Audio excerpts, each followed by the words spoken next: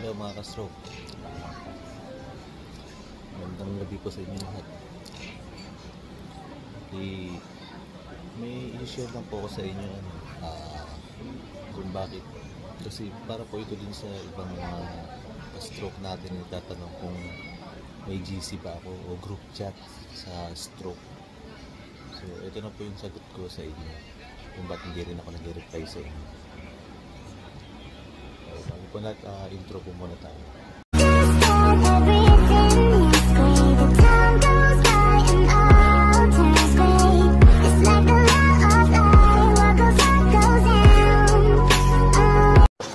So yun mga ka-stroke, marami po kasi nag-message sa akin na tinatanong sa akin na kung ano daw kung ano yung GC ko, kung pwede sumali. So wala, ang totoo po niyan, wala po akong GC, wala po akong group chat na. Meron ako mga group chat before, pero umalis po ako kasi na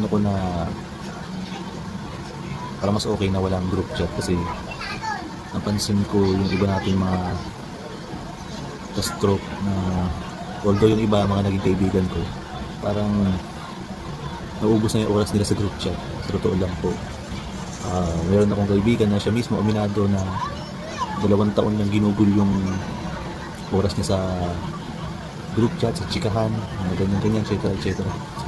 Bali, ano nangyari sa recovery niya, wala. Hanggang ngayon, until now, mahina pa rin po siya. Aminado siya. Sabi ko, sa totoo lang, ayoko na din ng mga GC kasi hindi ko talaga maganda. Para sa akin, parang puro chismisan po ganun. Kumbaga, parang sabi ko, parang hindi okay dito kasi parang madalas pinag-usapan nila yung buhay ng mga ibang stroke survivor na na ganito, ganyan, na mga bagay na hindi mo na dapat pakialaman pero pinapakailaman mo pa rin.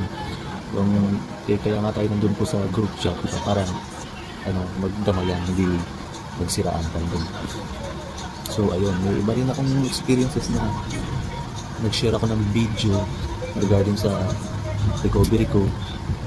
Tapos may isa doon na nagko-comment na parang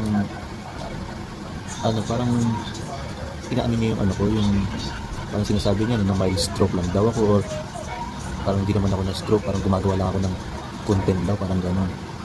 So yung ginawa ko, hindi ako nag-react. Hinayaan ko lang, hininawa ko lang. Tapos chinat ako nung admin na pagpasensya na gano'n. So sabi ko okay lang. Sabi ko aalis na lang ako, magilid na lang ako kasi hindi talaga ako okay sa gano'n. May mga iba kasing mga stroke survivor na mga admin na wala silang pahintulot na i-add ka sa GC nila. Tapos magugulat ka lang, yung GC ka na. Ang dami ko mga gano'n dati, naglilib ako kasi hindi talaga ako na gagandahan. Isa pang na-experience ko dyan na meron ako naging parang kausap, stroke survivor siya na lalaki. Ginaguide ko siya, tinutulungan ko siya kahit madaling araw na nade-depress siya. Nag-reply ako sa kanya, sinusuportahan ko siya, pinupush ko siya na lumakas yung loob niya, etc. Although okay naman nung una, nung tumagal, nagulat na lang ako, pero nag-iba na siya. Yung ang dami niya sinasabi sa akin na hindi okay. Kumbaga parang nag-share ako ng mga videos ko ng exercise. Ang sa akin, parang nagyayabang daw ako, parang ganun. Hindi ko alam kung ano nangyari sa kanya, bakit nagkaganon. So bilang ako, stroke survivor, tinunawa ko na lang din kasi na-stroke din ako, pare-paresang din po tayo, diba? Tapos nalaman ko na lang din na ang dami na niya nakakaaway sa mga iba't ibang GC. So inayaan ko na, yung GC ko na ginawa na yun, hinayaan ko na sa kanya. Hindi ko lang alam kung hanggang ngayon GC niya pa rin yun. Umalis na ako dun, hinayaan ko na sa kanya. Yung mga iba kong kaibigan na stroke survivor, kagaya nila Ate Lovely Pascual, sila Ate Bell, yung pilit nila ako bumalik sa GC kasi sila yung mga naiwan na admin, saka yung lang sa akin. Sabi ko wag na, okay na ako ng walang GC. Hindi rin ako okay ng ganun na may mga stroke survivor na ayoko naman rin na parang may tama, parang yung mas malala na tinamaan sa kanila yung yung pag-iisip. Hindi ko rin masabi ng ganun. Parang sa akin kasi baka since mahina nga siya, siguro nadidepress lang. Kaya ang ginagawa ko po, inuunawa ko na lang. Tapos ang pinaka-worst na na-experience ko pa sa GC, yung awayan, yung ganyan po. Hindi ko maintindihan ba't ganun. Imbis na parang tayo mga stroke survivor yung magdamayan, pagka nag-aaway-aaway, parang ganun po. Ganun yung mga na-experience ko yun, nagmumurahan, narinig pa nga yung naghahamunan pa sila din na pumunta sa area, punta sa ganito, tapos doon sila magsuntukan daw. Eh, naisip ko naman, ano mangyayari? May hina pa nga kayo, maghahamunan din yung suntukan. Hindi sana magpunawaan na lang, since pare-parehas naman tayo na stroke survivor, di ba po? Magbigayan na lang, pagdaan sa maayos na usapan. Pati sa mga page po ganun, yung mga laging may nag-aaway, hindi ko maintindihan ba't ganun. Yung mga dahil sa ang root cause po ng mga awayan kadalasan ng mga nakikita ko dahil sa chismis, machismisan sila mga nag-aaway-away. Kaya sabi ko ayoko na, hindi na ako para makiano pa dun sa mga nila. Kumbaga nag-leave na ako, lumayo na ako dun sa stroke community, nag-focus na lang ako sa pagpapalakas.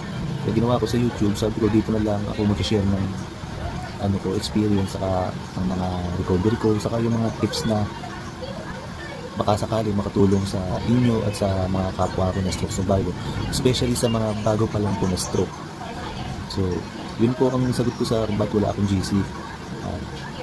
Meron naman po mga GC, mag-search lang kayo kagaya ng Rise Up, ng Progressive Stroke Survivor, yung Journey na GC ni Kay Tashiro. Doon po pwede kayo sumali ng mga GC sila, pero ako po wala po talaga akong GC. Pwede po yan, i-check nyo ako ng i-DM nyo na lang ako sa mismong messenger ko. So, ayun lang po mga ka-stroke. Medyo masama ang panahon, may bagyo. Medyo hinay-hinay lang sa pag-exercise ko. Medyo damahin na lang muna natin yung lamig ng panahon. Kumbaga parang pabor sa ating mga na-stroke, dito po. So, ayun lamang po. Hanggang susunod ko po yung video. Paalam ko sa inyo. Bye-bye mga ka-stroke. 유난히도 캄캄한다면 나 홀로 너를 생각하네. 이런 기분 설명할 수 없어.